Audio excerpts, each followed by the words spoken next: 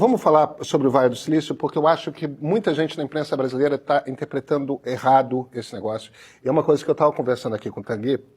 Não só eu cubro tecnologia há 30 anos, eu cubro tanto política quanto tecnologia, a história da minha carreira. Eu comecei em 1994, quer dizer, eu escrevi matéria explicando o que era e-mail e qual era o nome daquele símbolozinho entre o seu nome e o endereço do lugar, entendeu? Que era uma arroba, por causa disso, eu fiz matéria explicando esse negócio. Eu estou tentando me convencer que eu não sou tão velho assim, e talvez eu seja. E eu morei muito tempo no Vale do Silício. É um lugar que eu conheço muito. É um lugar onde eu passei um terço da minha adolescência. É um lugar onde eu morei já pai de família, adulto. São momentos muito diferentes da história. Eu morei entre o final da década de 80 e o início da década de 90. E depois, nesse período 2008, 2009... E uma das coisas que eu estava contando para o Tanguy era o seguinte: durante o processo de campanha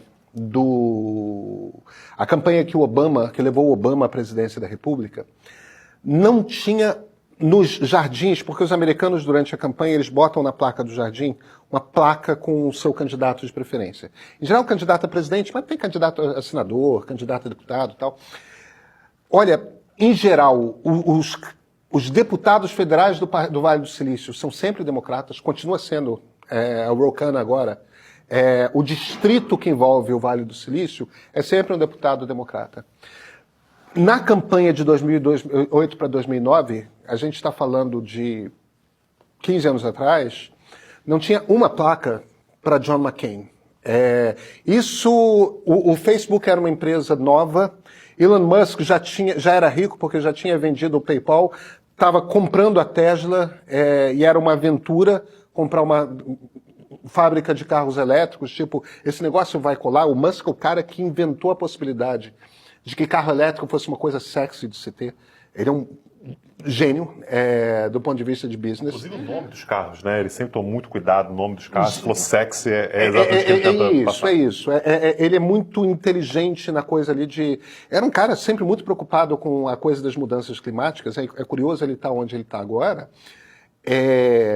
Mas todos os negócios dele são baseados na premissa de que há mudanças climáticas e precisamos trabalhar ativamente para combatê-las. Tem um documentário aí que fala sobre isso. Tem um documentário que explica exatamente a transformação. Está no nosso streaming, é um baita de um documentário que explica esse processo de transformação do Musk. O ponto que eu estou fazendo aqui é o seguinte: a gente está falando de... O norte da Califórnia é talvez um dos lugares mais progressistas dos Estados Unidos.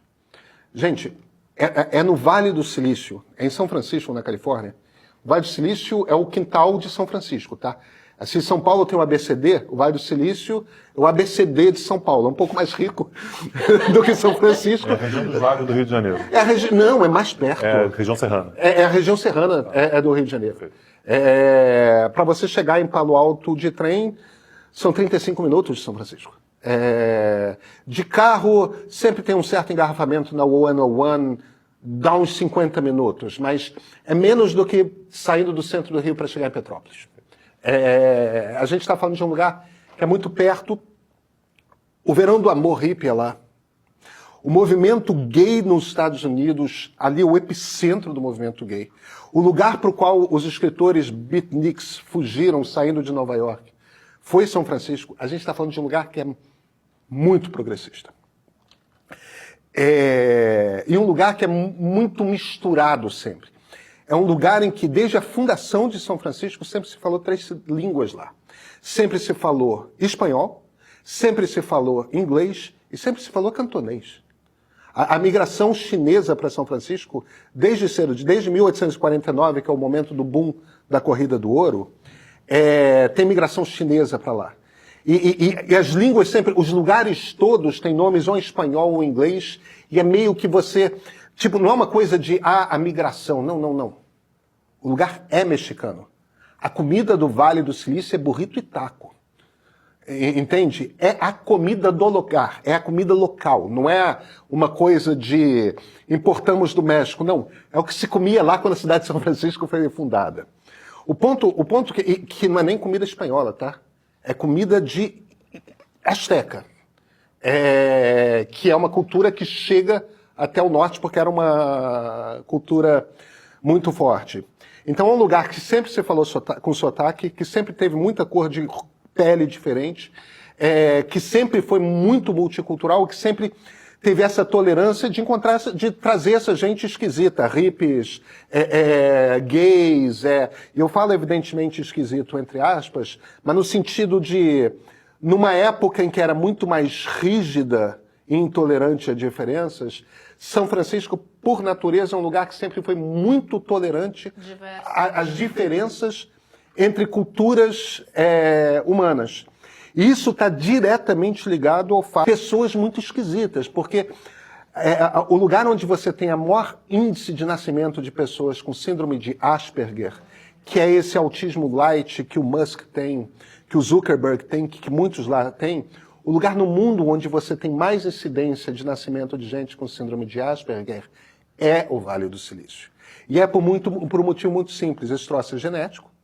E antes que alguém ache que eu estou falando com desrespeito a respeito disso, meu pai tem Asperger, meu irmão caçula tem Asperger. Eu vivo dentro, o troço é genético. Eu provavelmente sou, por acaso meus filhos não têm, mas poderiam ter. Porque eu tenho os genes para passar e meus filhos possivelmente têm. E isso é um pool genético, né? Então você leva esse tipo de gente excêntrica. O que eu acho que está acontecendo ali? Primeiro, existe, sim, um aspecto da cultura, parte da cultura lá é libertária. É uma coisa mesmo de um lugar que... Mas isso é uma cultura que é tanto americana quanto local, que é uma cultura de self-made man. Uma cultura de que você estimula o excêntrico que tem uma ideia e isso começa com as calças Levi's. Calça jeans foi inventada em São Francisco para mineiro no momento da corrida do ouro, porque o barato é, se você tem uma ideia e você explora essa ideia, você tem o direito de fazer dinheiro com isso e isso é visto como uma coisa, ser original, ser alguém que vem de uma família que era mal vista num outro lugar. Toda a Califórnia tem essa cultura de, olha, venham os esquisitos para cá para reconstruírem suas ideias depois de terem sido banidos das suas comunidades, não importa qual o pecado moral, qual o pecado...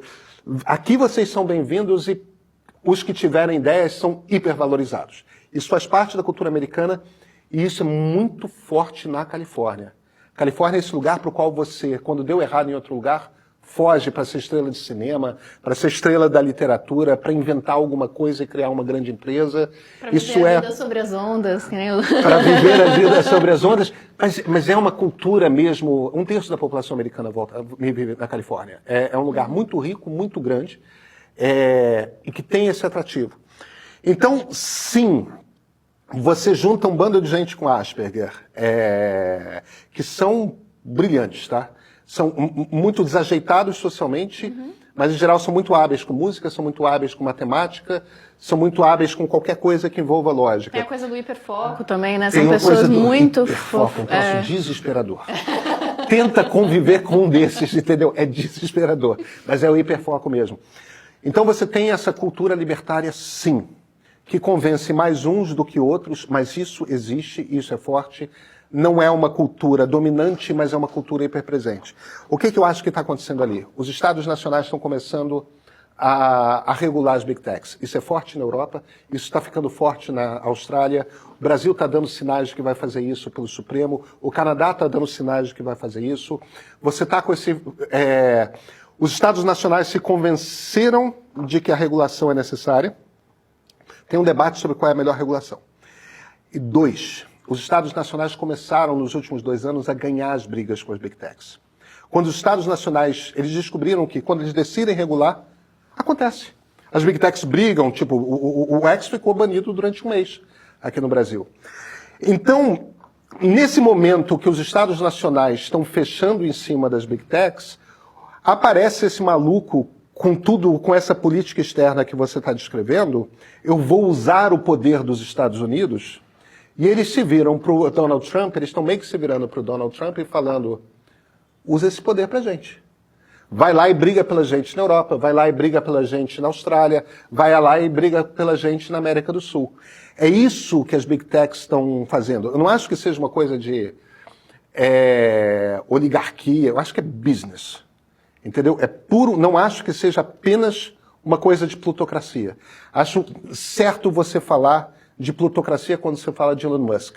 Ele é um cara que se meteu na política mesmo e tem essa relação promíscua do negócio dele com os interesses dele com o lugar que ele ocupa no governo. Mas quando a gente olha para o Tim Cook, por exemplo, quando a gente olha para a turma do Google, eu acho que ali é business.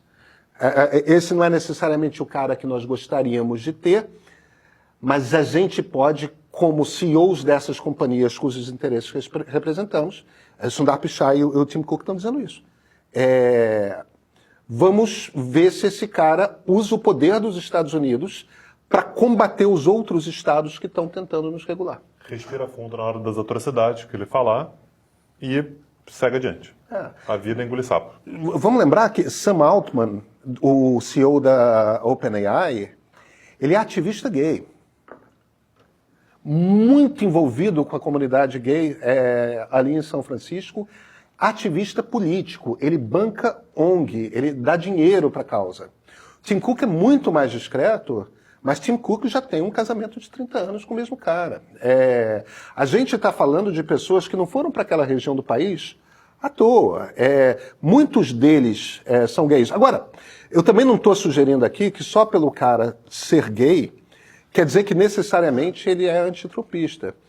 O pior de todos esses caras do Vale do Silício, o Peter Thiel, que é um outro sul-africano, ex-sócio do Elon Musk, muito amigo do Elon Musk. É financiador da galera toda ali, né? Financiador. Ele é o cara que inventou o J.D. Vance, que é o atual vice-presidente dos Estados Unidos. Peter Thiel é gay também, e é um cara que já escreveu em texto que a democracia é um sistema obsoleto, que agora temos que partir para um sistema em que os melhores governam. Os melhores, evidentemente, são gente como ele.